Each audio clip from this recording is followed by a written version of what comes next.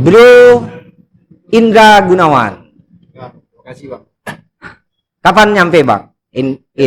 Hari sebelum nyampe, saya nak ucapkan terima kasih dulu. Oh ya, silakan. Assalamualaikum warahmatullahi wabarakatuh. Terima kasih Bang Jawir untuk kesempatan yang Abang kasih. Jangan Bung, Abang baik. Nah, Abang Jawir. Iya.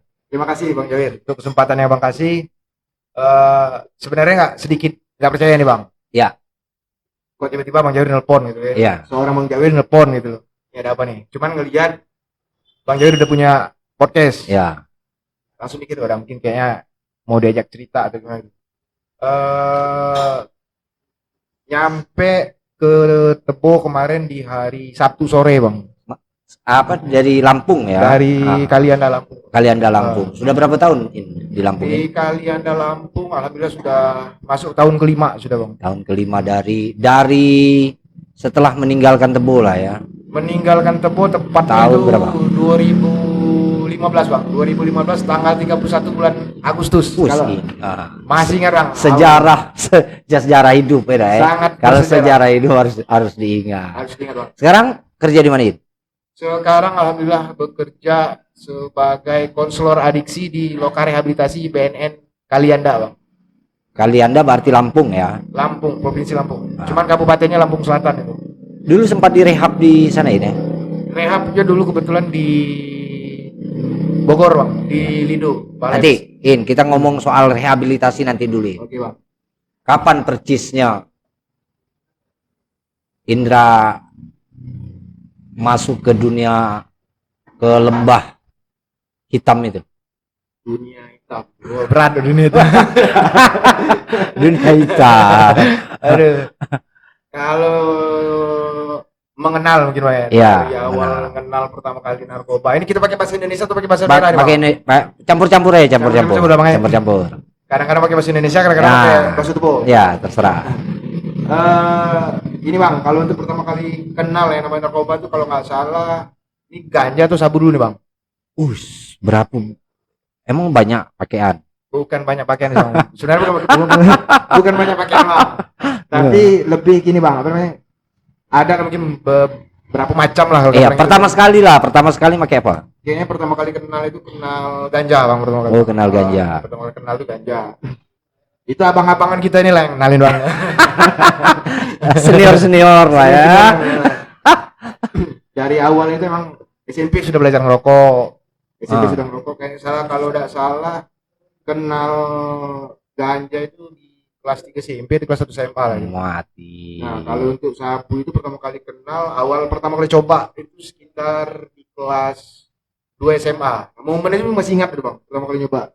Pertama kali nyoba itu di kamar perpisahan anak kelas 3 SMA. Perpisahan anak kelas 3. Habis Abang? Habis keliling-keliling? Bukan. Cari-caritan. Bukan. Kalau dulu kan ada perpisahan di rumah, cari-cari gitu. rumah. Gitu. Iya. Nah, jadi ada yang bawain, dia kasih, ini ada sabu nih.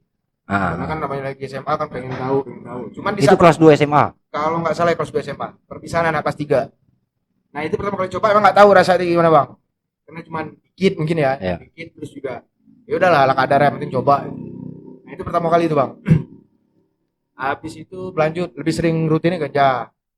Awal-awal, tapi dapat rutinnya yang lebih sering di alkohol. Alkohol rutin minum, ganja berangkat sekolah ganja. Awal kenal itu di 2000, ya sekitar di kelas 2 SMA 2005 2004 lah itu. Kenal awalnya namanya kenal sabu lah itu. Lanjut terus, tapi awal-awal enggak begitu rutin. Masih bisa sekali enggak sering sih. Itu di SMP udah kenal dengan dengan ganja. Di saat mewakili Kabupaten Tebo, itu jadi atlet cabang olahraga balap motor itu. Iya. Itu kalau tidak salah itu kondisinya pas di event, pas lagi jadwal lomba itu kalau tidak salah sudah malamnya tidak tidur itu Bang. Malamnya tidak tidur, siang pas balapan itu udah blank itu. Nah, itu make. Posisi malah make. Malah make. Mau main make. Jadi pas sebelum main kan dikasih duit saku tuh. Dikasih duit saku tuh ya sudah beli situ semua tuh. Jadi besok pagi pas malam tuh tidur. Udah blank lah itu ya. Udah ada konsentrasi. Udah ada konsentrasi. Nggak ada lagi. Ah. Itu cuma ya sudah lah, yang penting dapat duit, main balapan, yang penting ikut dah, muter dah, selesai balik. Itu apa? SMA sempat apa tamat ya? SMA tamat. SMA tamat, tapi ini bang, SMA itu sempat ada masalah bang. Di kelas 3 kan nggak lulus tuh bang. SMA mungkin sejarah di Kabupaten Tepung gitu bang.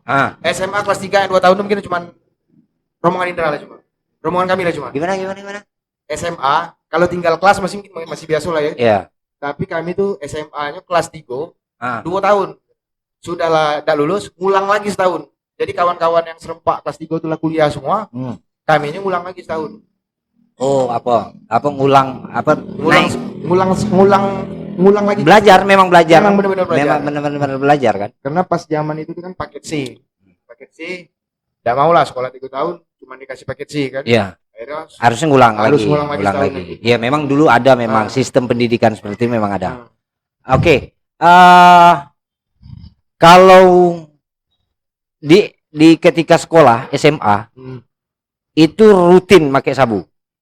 Belum bang, kalau di SMA itu dibilang rutin tidak. Tapi kalau ganjanya mungkin agak dibilang rutin, nggak terlalu rutin lah. Cuman waktu itu masih, kalau bahasa sekarang tuh kayak kalau bahasa di rehab itu kayak masih rekreasional lah. Ada waktu-waktu tertentu, misalnya Sabtu Minggu. Kalau gitu. misalnya lagi ada baru pakai minuman minuman keras. mungkin agak sering rutin. Oh, minuman keras, minum ya. Kalau minuman keras ya. Rutin. Kalau umpama apa? Kalau sabu tergantung ada duit atau tidak ada duit lah. Karena kan zaman SMA itu selain duitnya susah, ya, harga mahal. Nyarinya susah. Nggak bisa cek. Nggak bisa cek. Bisa cek bang. Cuma nggak puas. Bukan nggak puas. Waktu di sana itu kan jajan masih terbatas kan. Iya. Karena kelas 2 SMA itu belum bakas, itu juga masih ya sudah mulai lah. Cuman mungkin nggak begitu parah nian lah gitu. Iin dulu kan punya apa namanya, usaha juga kan. Abang tahu percis lah dengan Indra. Karena abang kayaknya juga support. Kayaknya lebih familiar abang kalau misalnya manggil Iin baik bang. Manggil Iin ya. Iin apa namanya, kan lebih, kalau dulu abang kenal kan samping pembalap terus punya usaha bengkel kan. Itu gimana usaha bengkelnya? Ada persoalan lah. Sebenarnya bang gara-gara narkoba ini banyak deh masalah ya bang. Yang paling bermasalahnya akhirnya gitu keluar dari Tepung nih bang. Itu permasalahan yang paling besar. Bukan permasalahan paling besar bang ya. Iya. Mungkin hikmah lah. Hikmah. Artinya kan gini. Itu gara-gara narkoba usahanya kolab juga. Habis semua. Habis. Alat-alat semua dijual. Untuk beli apa narkoba? Larinya ke situ semua. Pakaian apa sih? Kalau terakhir rutin ganja. Ganja enggak begitu bang saudara. Enggak. Minuman di saat-saat terakhir sebelum, ya pokoknya yang paling rutin itu sebenarnya sabu lah cuma bang. Oh, paling rutin sabu. Itu setelah lulus, rutinnya setelah lulus. Sabu. Itu rutin apa? Setiap ada dapat apa, ini kan ada usaha kan. Habis apa ada orang yang memakai jasa usaha Iin, gunain itu apa segala macam. Terus sudah apa berapa tahun setelah lulus Iin apa? Berkeluarga. Sudah lulus itu agak lupa sudah. Kita tahun berapa? 2000. Berapa tahun setelah lulus? Kayaknya lama deh bang. Ada 2000 nikah itu, kalau saya sekitar nikah yang pertama itu 2013 lah bang. Tapi sebelum nikah itu buka bengkel. Iya, buka bengkel. Sempat kuliah. Ya, kuliah. Tapi kuliahnya kan waktu itu ngambil ekstensi lah, cuma 1 minggu. Iya. Jumat nyampe, Sabtunya ke Minggunya tidur. Itu apa dunia malam ya? Apa? Bukan TV kalau nggak salah, masih bang kalau nggak salah tuh ya. Iyalah tempat dugem lah ya, tempat dugem. Main-main di situ. Kuliah enggak, alasan. Tapi ada lah masuknya. Cuma kalau nggak salah kuliah itu sampai semester 3 cuma itu. Cuma semester 3. Setelah itu berkeluarga? Belum keluarga tuh. Belum keluarga. Masih lanjut usaha, akhirnya usaha hancur juga. Terus sempat juga tuh usaha yang ikut Mbak juga lah dulu sempat kan. Iya. Coba collab juga. Pokoknya lah berapa banyak usaha jatuh bukan karena apa kan, usahanya maju tetapi karena ini kan, karena hancur karena narkoba kan. Gimana penghasilan 500 lebih banyak untuk pengeluaran ke situ. Pel itu pakai ya, pel apa yang kecil-kecil itu? Pel itu sempat bang pakai Inek. Inek pakai Ya, sempat pakai bang, Inek. pakai. Cuman enggak begitu rutin. Oh, nggak begitu Nggak rutin, begitu tapi rutin, sempat Bang. pakai. Sempat pakai. Nah. Tidak begitu rutin. Terus apa namanya? Itu nyaris memang dari kelas habis lulus sampai berkeluarga ya, sampai berkeluarga Boleh, Bang. itu tetap pakai Rutin bang. pakai rutin itu ya, pakai rutin. Akhirnya keluarga hancur juga. Hancur semua. Ah, Jadi kalau ceritanya itu mungkin inilah lebih pada itu bang. Dari mulai tamat SMA rutin pakai, tapi Iya. kan keluarga nggak tahu bang. iya, Keluarga nggak tahu. Keluarga pasti pikir itu baik-baik gitu. Iya. Nggak ada masalah. iya, Mungkin dikasih modal usaha terus Iya. kan. Tapi kok usaha tidak berkembang. iya, Akhirnya jatuh. Usaha sudah ada usaha lain, ada usaha lain juga lah. Mungkin agak ilegal juga sih usahanya. iya. Sempat Nggak usah disebutin nggak kalau usah disebutin ilegal. lah, gitu Iya. kan. Sempat naik, akhirnya nikah. Setelah nikah Masih pakai juga. oh makin kencang itu bang. Makin kencang pakai. Karena pas di saat itu usaha Duit lagi banyak. usaha ibaratnya usaha ado lagi gitu kan. Iya. Usaha ini duit ado pakai gitu. Makin kencang pakai. Dulu tuh sempat juga sih berapa kali lah sempat sebelum nikah itu pernah juga hampir ketangkap lagi ngerum dengan kawan bertiga tangkap. Mungkin kalau di kawan itu nengok channel abang nih bang, nengok channel abang ini Ketawa-tawa pasti bakal senyum-senyum. tahu dia. Ingat kejadian itu baru pakai setengah jam jam 12 razia di dalam room Itu di kota Jambi. di kota Jambi kali. Habis itu pernah kejadian juga ketangkap dulu di dekat rumah. Ya. Di dekat rumah pernah juga ketangkap sekali. Tapi alhamdulillah Tuhan masih nyelamatin lah. Iya. Barang buktinya ada. Enggak, Bang Bibing ada. Terus yang ketiga nyaris juga. Nah yang ketiga inilah titik baliknya bang sebenarnya. Cerita kalau umpama soal ketiga. Itu kan gimana ceritanya sehingga bisa tersadarkan dalam tanda kutip lah. Ceritanya gimana? Sebenarnya kami yakin ya bang, setiap pengguna narkoba itu pasti punya titik capek bang, titik jenuh itu pasti ada lah gitu. Ngerasa capek dengan kehidupan macam itu terus tidak berkembang, apalagi di saat itu sudah nikah, kehidupan tidak berkembang, rumah tangga ribut terus, hancur, ribut, ketenangan tidak ada gitu kan. Nah awal titik balik itu sebenarnya sudah lama sih ada keinginan gitu, keinginan pengen berhenti, cuman di saat itu kita tidak tahu. Pengaruh masuk. Habis itu dulu sempat Jalan tidak tahu. Memang benar-benar tidak tahu. Sempat dulu ngomong sama ibu, Bu, bawain aku ke pesantren lah. Aku nih capek gitu. Bawain aku ke pesantren ataupun bawa kemana terserah lah. Di saat itu kan tidak tahu. Katanya di BNN itu ada program rehabilitasi. Gitu. Iya. Yang namanya kita di Tebo ini kan kayaknya minim dan informasi tentang itu bang. Iya. Akhirnya terus berlanjut karena tidak ada solusi kan. Tidak ada solusi sedangkan badan makin merasa kebutuhan, menjadi sebuah kebutuhan, makin ketergantungan gitu. Sampai make itu walaupun dikit yang penting minimal setiap hari terus ada. Setiap hari harus ada. Walaupun cuman ya maaf ngomong itu cuman 3 kali hisap, 2 kali hisap, tapi minimal sehari terus ada yang masuk gitu. Harus ada hisap gitu. Pernah sampai pada titik seperti itu ya? Sudah sampai pada titik akhir-akhir itu memang sebelum sampai ke titik balik itu memang sudah itu udah rumah tangga hancur. Udah hancur semua. Rumah tangga udah anak posisinya sudah dia tuh ketemu dengan anak saudara, dengan istri itu juga sudah komunikasi sudah ada bagus lagi gitu. Iya. Memang benar-benar sampai tidur di warnet. Karena nggak dibukain pintu. Sudah dibukain pintu lagi. Yang sampai terakhir tuh sampai motor sudah digade, ditebus, gade lagi. Dalam waktu dekat digade. Ya ibaratnya Barang yang udah barang-barang ini udah banyak lah dijual ya, barang-barang rumah tangga ya. Mending kalau barang dewek bang, ibaratnya barang-barang orang di rumah itu. Ibaratnya itu sudah gade dan memang sampai benar-benar titik jenuh gitu. Cuma nggak tahu kita nak ngapain. Oke, sekarang apa proses tersadarkan itu seperti apa itu? Proses tersadarkannya itu waktu itu kejadian itu sekitar 2015 tuh lagi marak-maraknya ini bang, ini ada silakan ya, oke. Jadi masuk gitu nah. Oh Indra, Iin ngambil terus apa mensuplai ke apa?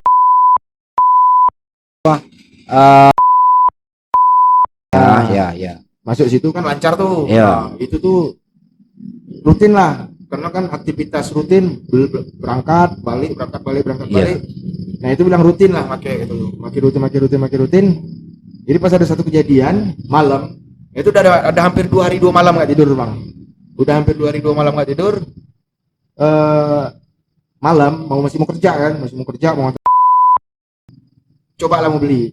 Kalau mau kawan beli, duduk nunggu, naas ya.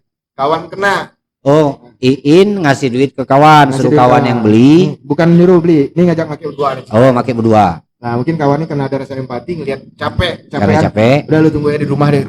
Ya udah lah, nunggu di rumah. Dia keluar nih. Sampai berapa jam ditelepon, nggak ada kabar. Tahu-tahu diangkat, bahasa udah beda. Yang ngangkat telepon. Tahu-tahu orang polisi. Belum. Yang pertama belum, masih dia yang angkat. Nah, yang keduanya baru. Buat polisi. Polisi yang angkat. Polisinya kenal dengan Iin. Kenal bang. Oh. Kau di mana Iin gitu ya? Kau menyerahkan diri gitu dah. Ini barang kamu kan gitu. Barang apa bang? Iya. Akhirnya sudahlah, yang namanya bisa etik itu masih pakai aktif pasti takut kan. Iya. Takutnya teman itu salah kan. Iya. Akhirnya sudahlah lari lah gitu. Nah di situ awal titik balik itu bang. Oh. Awal titik lari. Tidak apa? Teman tadi tetap ketangkap. Teman tetap ketangkap. Iin lari. Nah lari, akhirnya hubungin keluarga pasti kan. Hubungin keluarga bang, keluarga. Sampai pada akhirnya dapatlah solusi jalan ke rehabilitasi. Oh, nah, itulah awal titik balik itu bang. Rehabilitasi dulu di mana? Rehabilitasi dulu di Balai Besar Rehabilitasi Lidu bang, di Bogor. Oh, di Bogor. Berapa bulan? Itu jalanin program, waktu itu program panjang, program 6 bulan. Terus lanjut lagi pasca rehabilitasinya itu di Kuningan Jawa Barat sekitar 2 bulan. Nah, selesai dari itu situ, kalau rehabilitasi diapain aja? Rehabilitasi itu kayaknya gimana bang? Kalau dibilang rehabilitasi itu nih kadang-kadang sedikit edukasi lah. Oh ya. Rehabilitasi itu kalau kayak gini kan ya gimana? Nah, kalau mungkin pemahaman orang rehabilitasi itu, kalau saat kami coba ngajak yang lain, orang ngajak pemahaman rehabilitasi itu tempat orang gila gitu. Tempat orang gak waras. Nah, tempat orang gak waras di awal-awal kan, ternyata tidak bang. Ternyata bukan tempat orang gak waras, tapi justru kita sebagai seorang pecandu, mantan pecandu lah bahasa di situ, lebih dimanusiakan gitu. Nah ternyata di situ tuh dilatih lagi pola hidup yang benar tuh gimana gitu. Pola hidup sehat tuh seperti apa gitu. Yang biasanya kita dulu malam begadang sampai pagi, siang tidur, tapi di situ dibalikkan lagi tidur, siang bangun, malam ya normal lah kan, dibalikkan ya, lagi normal. Macam manusia normal gitu. Nah terus banyak juga sih edukasi tentang bahaya narkoba itu macam mana. Iya. Psikologi pasti diangkat juga ya. Terus percaya diri gitu. Iya, soal apa keagamaan pasti. Pasti, penguatan dari agama juga. Terus juga ya, intinya rehabilitasi itu tidak seperti yang kayak dibayangin orang gitu. Sakit nggak sih kalau di rehabilitasi? Rehabilitasi itu tidak sakit sih sebenarnya bang. Cuman memang itu yang sudah terbiasa dengan kehidupan yang sangat berbeda dengan orang normal, dipaksa untuk hidup dengan orang normal. Kayaknya kan memang butuh proses gitu. Nah tapi awal apalagi sugesti masuk kan, karena biasanya make kan tahu-tahu ya kayak Iin tadi kan hampir setiap hari memakai, tahu-tahu pas direhab kan nggak make, pasti ada kan sugesti itu. Keinginan make itu paling bukan ini bang, tiba-tiba tuh keingat enak. Cuman kalau untuk sugesti terlalu ini tuh nggak begitu bang. Cuman keinginan tuh muncul pasti. Ada kadang-kadang. Sakit nggak In ketika keinginan itu muncul ketika direhabilitasi? Sebenarnya sakit sih enggak bang. Kenapa nih bilang sabu ini nggak ada sakau ya bang? Sabu itu nggak ada sakau. Kalau menurut saya nggak ada sakau itu. Cuman mungkin yang selama ini kita tahu makan tidur ternyata itu memang salah satu proses withdrawal. Withdrawal itu gejala awal putus zat lah gitu. Nah di saat kita diputus dengan zat, gejala awalnya ternyata emang bawaannya pengen tidur, makan tidur, kayaknya mau bergerak itu susah. Nah justru di rehabilitasi kita dilatih untuk bergerak tanpa menggunakan narkoba. Artinya kan ketika kita mulai sugesti itu masuk ke dalam pikiran kita, mungkin ada kegiatan lain yang dilakukan ketika rehabilitasi kan seperti itu. Pengalihannya lebih banyak itu. Iya. Nah, makanya ketika hal-hal seperti itu masuk, artinya Iin 6 bulan ya. 6 bulan bang. Itu kalau 6 bulan itu masa rehabilitasi standar atau rehabilitasi luar biasa itu? Sebenarnya bukan luar biasa sih bang. Apa itu? Kalau sekarang itu kan program itu, kalau betul itu pengen bekerja nih ya. Iya. Itu ada program rehabilitasi yang di 3 bulan, 6 sama 12 bulan. Iya. 12 bulan itu mungkin baru dikategorikan memang benar-benar yang pecandu terus juga yang mungkin nggak punya pekerjaan, yang dikategorikan berat benar-benar berat lah gitu. Iya.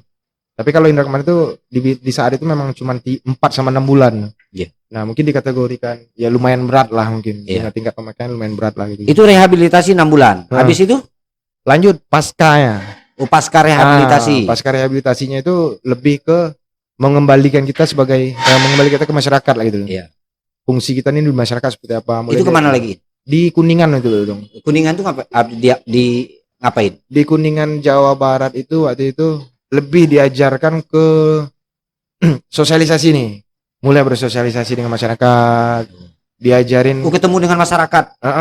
mulai bersosialisasi dengan masyarakat. Sudah itu diajarin bercocok tanam. Kebetulan kan di daerah kaki Gunung Ciremai itu kan banyak. Ya, saya tahu persis. Banyak apa namanya kayak perkebunan segala macam gitu. Jadi diajarin bercocok tanam, pembekalan untuk kembali ke masyarakat. Iya, artinya bersosialisasi dengan masyarakat kan seperti itu agar ia meningkatkan percaya diri ke lingkungan masyarakat. Itu berapa bulan ini? Itu 50 hari itu Bang. 50 hari. 50 hari. Diajarin lebih produktif lagi, diajari coping skill nanti setelah keluar rehab mau ngapain gitu. Iya.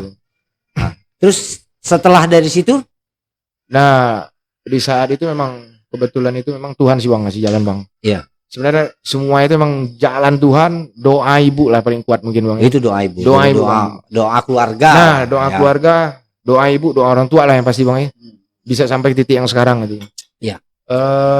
Dulu itu pas rehab di Bogor di Lido itu ketemu dengan seorang konselor lah. Ya. Nah, seorang konselor yang emang benar-benar sangat apa namanya? Peduli gitu loh. Yang memfasilitasi kita komunikasi dengan keluarga, memfasilitasi semua permasalahan kita gitu. Nah, ketemu inilah. Nah, ini yang awalnya itu yang membantu proses barang itu kayak daur ulang. Ibaratnya ini kan waktu berangkat sampah lah Bang. Iya. Kayak sampah didaur ulang lagi dengan dia sampai ke titik yang sekarang itu. Dan sampai sekarang pun masih ikut sih dengan dia. Masih ikut dengan dia. Nah, masih barang itu masih ikut membantu lah. Iya. Sekarang ingin kerja di mana ini? Sekarang kerja di Loka Rehabilitasi BNN di Kalianda Bang. Terus kerja Indra apa sih? Ya sama, alhamdulillah jadi konselor juga di situ Bang. Jadi konselor. Jadi konselor juga. Antara kantor, ya kan gini. Sederhananya itu kan antara pemakai dengan tempat Iin bekerja, kantor, itu posisinya di mana? Maksudnya gimana? Penghubung ya? Bukan. Kalau konselor ini sebagai ini loh Bang, apa namanya? Bahasa itu sebagai kayak fasilitator gitulah, sebagai penghubung lah. Iya. Yang membantu sekaligus memberi semangat ya. Ya, memberi motivasi. Kenapa sih gue aja bisa gitu loh. Gue juga mantan pecandu tapi gue bisa bangkit gitu loh. Salah satunya motivasi, terus juga memfasilitasi setiap pecandu itu kan pasti punya permasalahan doang. Iya. Setiap pecandu pasti punya permasalahan. Pasti punya latar belakang persoalan. Latar belakang keluarga, broken home, mungkin kan. Ada yang konflik segala macam. Nah, intinya itu tugas itu ya membantu memfasilitasi masalah mereka gitu. Iya. Dengan harapannya nanti kalau seandainya mereka keluar, mereka ini udah siap dengan seorang pribadi yang baru tanpa lagi harus menyelesaikan permasalahan dia. Iya. Gitu. Berapa tahun Iin di situ? Di Loka Rehab itu sudah dari awal berdiri itu Bang, 2016, sudah 5 tahun Bang. Kita kan sering komunikasi nih. Benar Bang. Kadang-kadang kan Iin bilang lagi di mana, itu ngapain? Kalau bukan di daerah Lampung, kadang lagi katanya dulu pernah di Jogja ya. Bukan di Jogja. Jakarta Bang. Kayak gitu-gitu itu ngapain? Ada yang dikirim pelatihan. Oh gitu. Ada yang ya ada usaha sampingan juga Bang gitu. Ada usaha sampingan juga gitu. Jadi ya sudah mulai belajar produktif lah itu. Selain selain kerja di BNN juga coba usaha-usaha sampingan gitu. Sekarang udah berkeluarga ya? Alhamdulillah. Dari gagal yang pertama sudah Bang. Sudah keluarga lagi Bang. Berarti yang kedua nih ya. Yang ini yang kedua Bang. Apa namanya? Apa yang menjadi motivasi Indra sehingga kuat mau untuk melakukan perubahan? Ini kan drastis ini. Kalau sabu itu nggak sakau ya. Yang Bang. Sakau itu apa ya? Kalau sakau itu yang setahu pengetahuan ini. Yang setahu itu yang kayaknya sakau itu cuma putau deh Bang. Putau itu yang suntik itu ya? Yang suntik itu kayaknya yang tahu ya. Pernah pakai itu? Kalau itu alhamdulillah sampai jangan sampai Bang. Belum pernah Bang. Kalau yang tahu sih kayaknya yang pecandu-pecandu putau tuh memang benar ada sakau gitu. Cuman Ada kalau sakau. untuk sabu kayaknya sakau udah ada gitu. Ada sakau. Cuman yang tahu withdrawal. Sugesti mungkin bukan ada. sugesti, bukan sugesti bang. Withdrawalnya gitu nah. Jadi itu kalau misalnya dia badan lemas, bergerak susah, bawaannya makan kuat, ya itu salah satu bentuk gejala dari kita putus zat tadi, bukan sakau sih kalau menurut kami ya. Iya. Gejala withdrawal awal gitu. Indra kan asli orang Tebo. Asli bang. Iya kan? Asli Tebo. Apa namanya?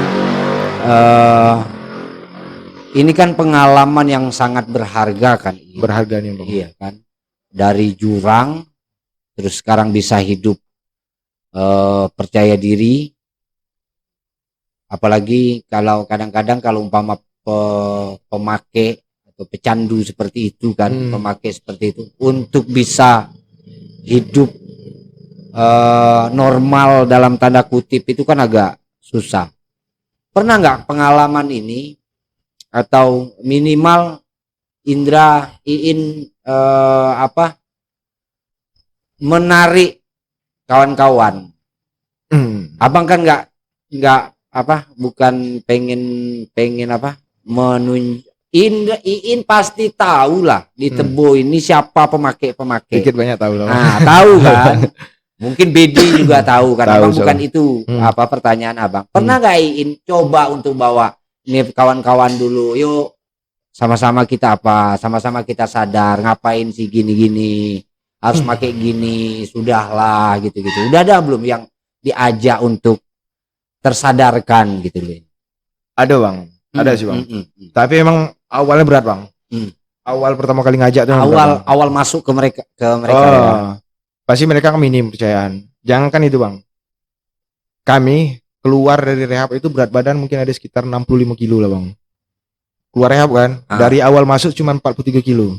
Iya. Nah setelah berjalan berapa lama berat badan turun. Sholat id orang kira tuh make lagi bang. Jadi ngebangun kepercayaan itu memang susah nih untuk ngajak orang gitu. Nah orang berpikir kan, badan kau lah kurus lagi kau make lagi. Waduh, cuman nih yakinin dengan orang gitu. Padahal kita kerja di BNN, tes urin kan rutin gitu loh. Itu awal-awal tuh bang. Beratnya untuk meyakinkan bahwa ayolah rehab tuh terbaik untuk kamu. Nah tapi alhamdulillah seiring berjalannya waktu sudah ada sih bang kawan-kawan yang coba kami tarik itu, coba kami ajak lah. Pertama awalnya kok aja, alhamdulillah berhasil bisa berhenti, dan alhamdulillah juga sekarang dia sudah bisa produktif juga gitu. Nah itu awal sudah kerja. Alhamdulillah sudah kerja lah gitu. Nah, sudah kerja tapi walaupun dia harus jauh dari keluarga, mungkin ini pilihan terbaik untuk saat sekarang ya. Daripada apa? Habis itu lanjut lagi saat psiko. Alhamdulillah sekarang tuh anak Tebo ini yang sudah ibaratnya itu sudah bisa produktif di luar gitu loh. Berhenti dari penggunaan. Kami itu mungkin sebenarnya sudah banyak ya, cuman yang betul-betul dekat dengan sering komunikasi yang sering komunikasi dan alhamdulillah juga sering masih jalin komunikasi dan memang benar kita yang ngajak itu sekitar ada mungkin 5 orangan lah bang. 5 orang. Ada 5 orangan lah. Itu sudah memang full sehat betul dan dengan penuh kesadaran dan percaya diri untuk bisa kembali lagi ke masyarakat. Iya sudah. Kalau yang 5 ini sudah bang, sudah kerja. Sudah ibaratnya jangankan orang kita walaupun dicekokin juga nggak makan, nggak bakal lagi, terjamin tuh. Insyaallah. Iin juga kayak gitu. Siap bang, siap. Emang dulu pernah malah bang, pernah bang. Nih di doang ya. Balik kan sering lah, lebaran kan sering balik. Kadang-kadang juga ada kegiatan usaha sampingan balik. Berapa kali loh bang diajak. Jadi sampai udah muak lah. Mungkin kalau seandainya dia ngeliat podcast ini, pasti dia ketawa. Malu lah. Ya udahlah sekarang gini, kau belilah. Kau belilah sabu ya, dia bilang. Kau bawa dari sini, bilang. Kalau kau memang berindu duduk dengan aku bakarin, bilang. Bakarin bang. Selesai bakarin udah. Sekali, 2 kali. Pakai enggak juga? Enggak sempat pakai. Mungkin orang kalau ngelihat bisa dibuktiin lah. Dipakai enggak tuh. Tapi memang awalnya dia enggak percaya. Tapi setelah ngelihat itu, ya enggak mau lagi dia ngajak. Enggak mau lagi lah dia ngajak itu. Awal-awalnya yo. Sudah percaya, enggak mungkin kau tuh berhenti, enggak mungkin kau tuh bisa berhenti. Enggak bisa berhenti. Itu saking kesalnya sudah kau belilah. Kalau kau rindu duduk dengan aku ya sudah yuk bakarin. Selesai bakar sudah lagi. Itu bang. Tapi sampai sekarang kawan itu ketemu. Sama kawan-kawan semuanya baik lah bang. Kawan-kawan abang kan berharap gini. Indra generasi yang abang bilang tadi, yang mencoba untuk Untuk mengajak untuk melakukan penyadaran seperti itu. Kalau Indra ngelihat kalau Kabupaten Tebo ini kan lumayan lumayan dalam zona agak antara dari orange ke merah kan. Kalau Benar, COVID Bang. itu kan dari orange ke ke merah. merah. Kalau merah belum. Belum. Kalau merah belum. Karena soal peredaran narkoba kan. Abang punya kenal di kepolisian, abang punya kenal kawan di kejaksaan, di pengadilan, bahkan di lembaga pemasyarakatan. Rata-rata yang masuk dalam proses sidang sampai dihukum segala macam itu hampir di Tebo ini hampir 50% itu memang kejahatan narkoba. Dan setiap minggu kita lihat di media-media online maupun diminumin di media online maupun di media cetak itu rata-rata kan hampir para pengguna narkoba. Kalau Indra yang pernah di situ, apa sih persoalan yang paling mendasar semakin maraknya peredaran narkoba itu di Tebo nih Bang ya? Iya. Sebenarnya kalau kita lihat Bang, kalau kami bilang nih, kayaknya kita di Tebo ini kurang kurang edukasi loh Bang. Kurang pengetahuan orang. Ini pecandu sebenarnya. Jadi orang berpikir seorang pecandu itu adalah pelaku kriminal gitu. Pemahaman orang kan seperti itu gitu. Langsung di labeling, langsung dikasih cap, stempel, di judgment langsung kriminal. Nah, sebenarnya tidak. Sebenarnya kan pecandu ini sebenarnya korban gitu. Sama lagi kami sebenarnya korban gitu. Siapa sih yang kepengen terjerumus gitu? Siapa sih yang kepengen sampai semuanya hancur? Rumah tangga hancur gitu loh. Dan balik dikit cerita Bang ya. Jalanin rehab Bang, kita nih sudah jadi orang bener loh. Itu ujiannya kemarin tuh kan. 2 bulan jalanin rehab, gak taunya gugatan cerai. Bertubi-tubi gitu kan. Nah, sebenarnya itu siapa sih yang mau dengan kondisi macam itu gitu loh. Dengan kalau nggak kuat-kuat. Kalau nggak kuat berat Bang. Kalau memang nak ngelangkah untuk berubah itu memang berat itu kan. Sebenarnya tidak ada yang mau gitu loh. Nah, cuman kalau kami tengok tuh kurangnya minimnya edukasi kalau menurut kami sih. Edukasi. Nah, ini aku ini harus kemana? Aku ini harus melakukan apa? Ya kalau umpama ya edukasi, abang setuju kalau edukasi. Kalau penegakan hukum dah, udah hampir setiap minggu polisi di Tebo ini nangkepin para pengguna narkoba kan, baik bandar maupun pengguna apa segala macam gitu. Iya kalau menurut kami sih karena kurang cepatnya ininya Bang, apa namanya? Sebenarnya orang tua capek semua Bang. Pasti kami yakin. Siapa itu? Pecandu-pecandu yang ada di Tebo ini pasti udah capek pasti capek. Udah jenuh lah dia. Tidak mungkin yang namanya pecandu kalau memang benar-benar dia sudah banyak permasalahan. Pasti di saat selesai make dia, aku capek dengan kondisi aku. Cuman kalau ketemu dengan candu pun juga dengan pecandu mereka juga harus dimanusiakan sebenarnya. Nah, cuman kalau menurut kami tidak boleh dijustifikasi bahwa dia ini adalah orang yang jelek gitu. Nah, seorang kriminal ini enggak. Sebenarnya kalau kami bilang tuh harus dirangkul. Rangkul, tanya kebutuhan dia apa gitu. Nah, cuman kan yang ditingok di Tebo ini pemahaman orang tentang rehabilitasi itu kan biayanya mahal. Itu Bang wah nanti kalau direhab biayanya besar. Terus juga kesananya nanti direhab gimana prosedurnya harus gimana. Sebenarnya rehab itu gratis Bang. Enggak jelimet kan? Nah, datang nih anakku ini pecandu. Nah, ini data-datanya. Nah, sudah kan? Selesai. Asesmen gini udah. Asesmen itu perjanjian ya? Bukan asesmen itu bukan perjanjian, berarti penggalian lah itu. Penggalian. Udah habis sudah langsung rehab. Yang penting mau ngelapor minimal kalau soalnya BNN kan kalau ngelapor pun juga kalau ngelapor pun juga kadang-kadang juga kita selaku keluarga pun juga kadang-kadang kan agak malu-malu juga ngelapor kan. Itu tadi yang cap sosial masyarakat ini kan yang agak berat Bang. Agak berat itu kan di situ. Abang setuju kalau soal sosialisasi. Kalau bicara soal sosialisasi, sebenarnya sosialisasi yang seperti apa yang efektif dan efisien gitu loh. Iya, minimal gini lah Bang. Pengenalan di sekolah-sekolah dulu. Dampak bahaya narkoba itu seperti apa gitu nah. Tapi kami tidak tahu karena kami lama juga di Tebo kan. Sejauh mana sih gitu loh. Sudah ada sosialisasi ke sekolahan, sudah ada sosialisasi misalnya di balai-balai desa dampak dari penggunaan narkoba ini kemana. Terus kalau seandainya ada keluarga kita yang menjadi seorang pecandu narkoba, kita ngelapornya kemana gitu. Nah, kan sepertinya kan nggak ada yang tahu gitu loh. Awam semua kan.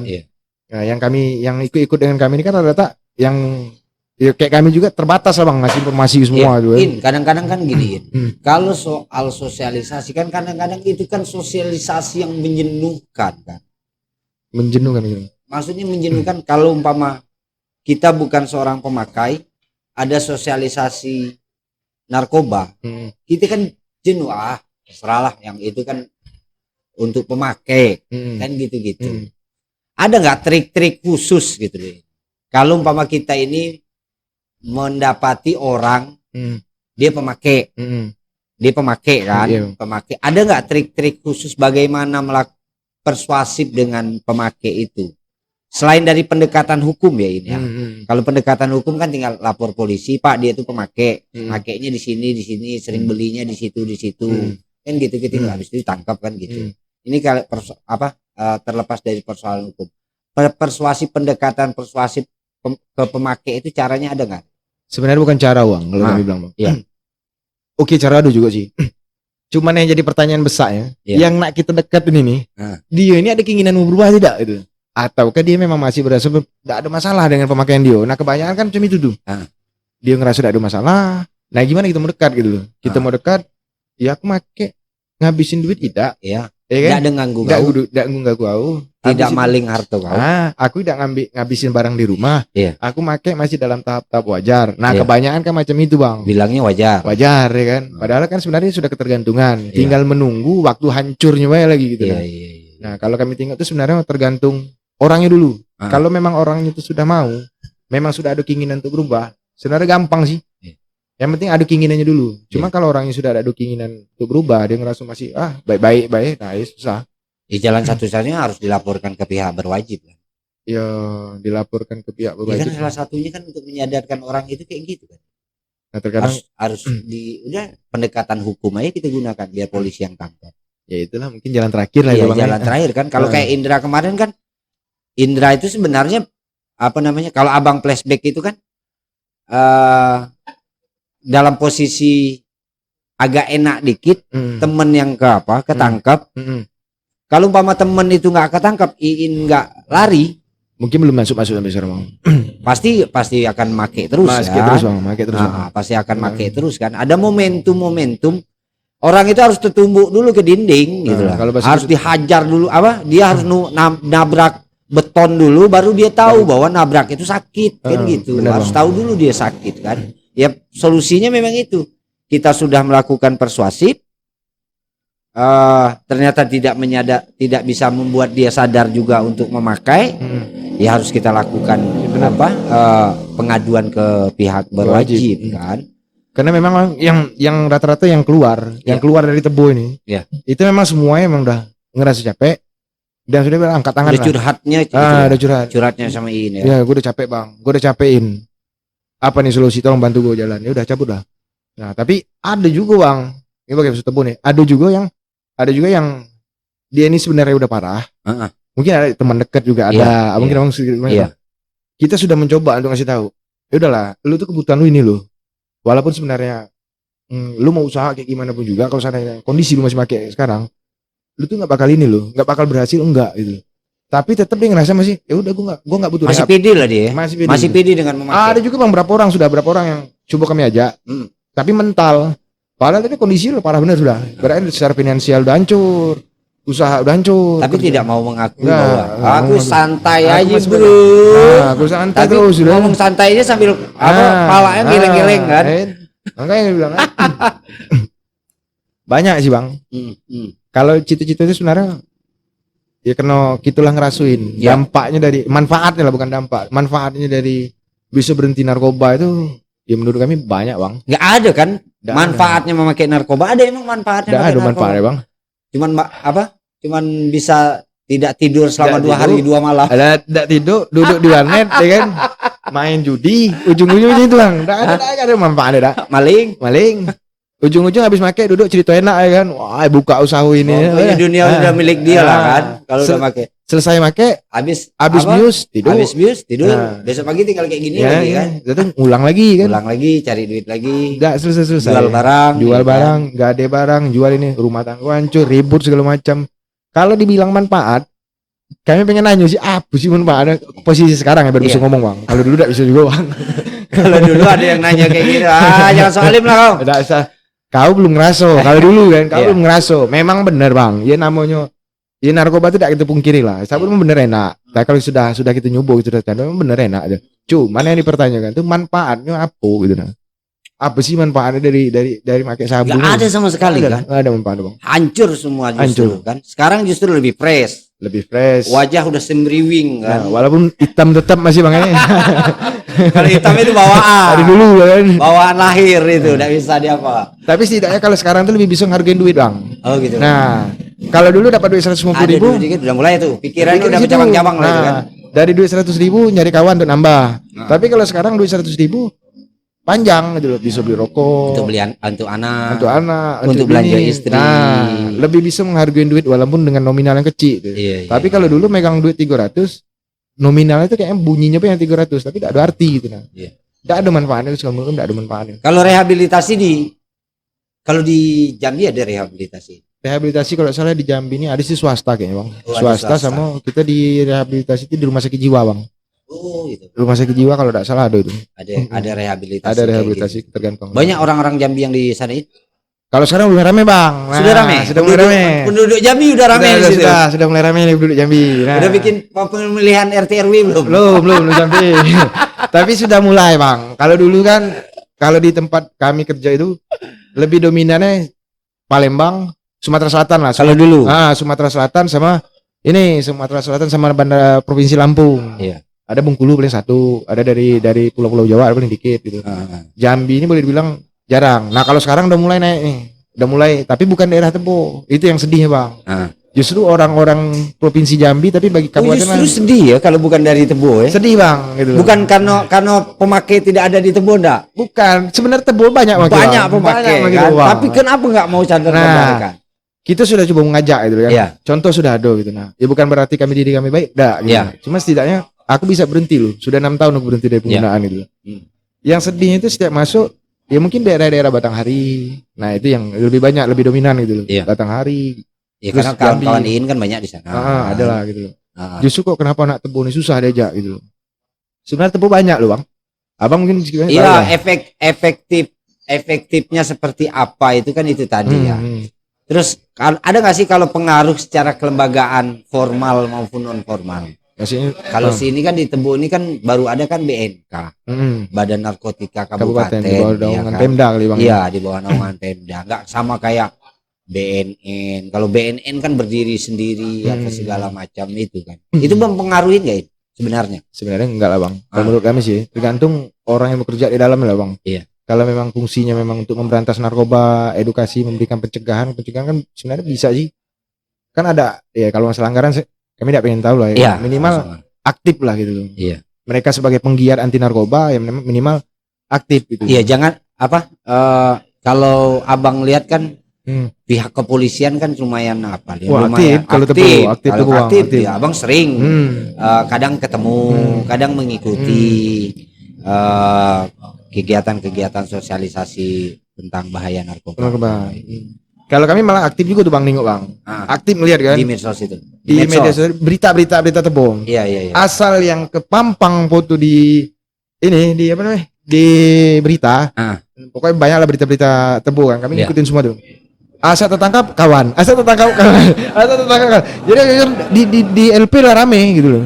Di LP. Pernah nggak Iin berkunjung? Sebelum pandemi lu pernah Bang? Pernah berkunjung. Pernah. Ketemu Cuman dengan kawan-kawan. banyak ketemu Bang, ya bilang kawan rame kan.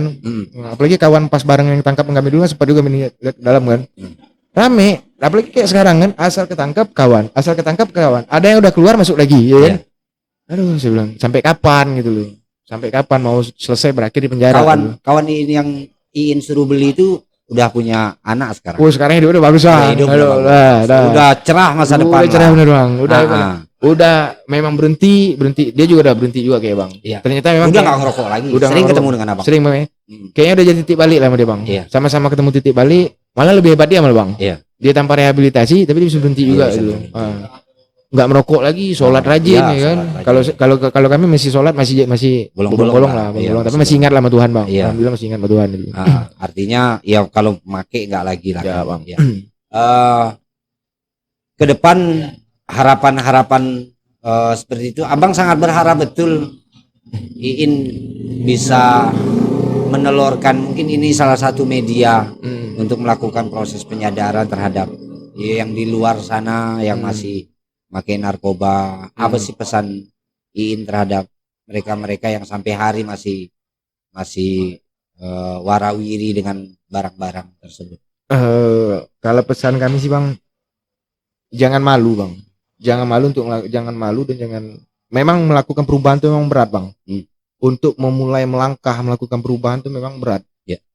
Cuman ya intinya kalau memang ini jangan pernah segan, ragu, malu untuk nanyo lah kalau bahasa orang gitu. Nanyo gitu. Kalau memang sudah ngerasa capek ya sudah sih, cari jalannya. Kalau tidak tahu jalannya, yo ini mungkin mudah-mudahan dengan ini kan sedikit banyak ada edukasi lah. Oh ternyata bukan artinya dengan kami yang ini tidak ada gitu, kayak di Muara Bungo BNK ada.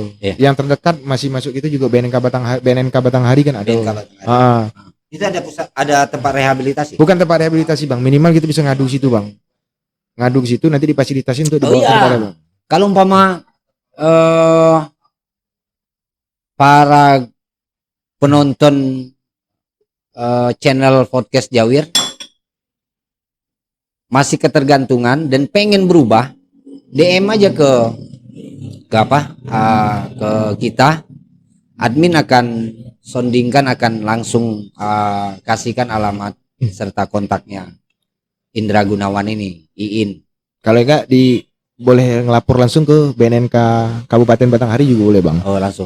Kalau misalnya pengen nanya-nanya, misalnya malu, pengen nanya secara pribadi dulu apa baik kegiatannya, boleh, tidak apa-apa. Iya. Kami siap bantu aja. Atau dengan kita juga bisa bisa memfasilitasi. Siap. Intinya hidup akan lebih indah, hidup akan lebih asik kalau kita tidak bergantung dengan yang namanya narkoba. Iya, gitu benar, kan bang. Ya. Benar. Banyak hasilnya bang selama ini bang. Iya. Dulu ditinggalin bini, ya kan? Sekarang bini banyak datang. Bukan. Bukan banyak datang bang. Tapi setidaknya bisa dapat yang lebih baik bang. bukan banyak yang banyak datang. Perempuan yang datang enggak ada. Nah, cuman di saat kita sudah berhenti, kita sudah bisa produktif, ternyata dunia ini besar nih kan gitu. Iya. Dunia ini luasnya nih. Kau nih enggak, biarnya itu hilang 1 tumbuh 1000. Ternyata memang benar. Berhenti, bisa produktif lagi, ternyata bisa dapat yang lebih baik gitu. Iya. Dapat yang lebih baik, dia dapat ya pakawan tambah orang banyak. Mana istrinya? Kalau istri kebetulan orang Banten bang, Pandeglang Banten lah. Banten. Dapat macam-macam jawaranya banyak di Banten. Banyak bang, juara ya bang. Aduh. Iya. Artinya harapan seperti itu juga menjadi harapan kita semua. Benar bang. Selain dari penegakan hukum, kita berharap juga ada intensitas sosialisasi tentang bahaya narkoba, terutama kepada generasi-generasi benar bang. Berikut generasi-generasi penerus setelah kita ini nanti kan seperti itu. Karena yang abang bilang tadi seperti gelindungan bergulingnya kayak bola salju lah. Makin lama makin gede, makin gede kan. Nanti pada titiknya kita akan mengalami sebuah masa di mana semua generasi penerus sudah menjadi pemakai narkoba, karena kan bahaya betul narkoba ini. Sampai sekarang pun juga kalau dulu mungkin yang ketangkap kan, tangkap polisi kayak penjual itu kan, ada yang 5 on, kan dikit. Terakhir ini kan ada yang ketangkap sampai ini udah kiloan, udah 35 kilo, 50 kilo, apa segala macam itu. Udah skala besar bang. Iya. Mungkin itu. Terima kasih Iin sudah mampir di sini. Mudah-mudahan ini menjadi motivasi bagi kita bahwa hidup sehat tanpa narkoba, hidup berprestasi tanpa narkoba. Salam sehat. Assalamualaikum warahmatullahi wabarakatuh.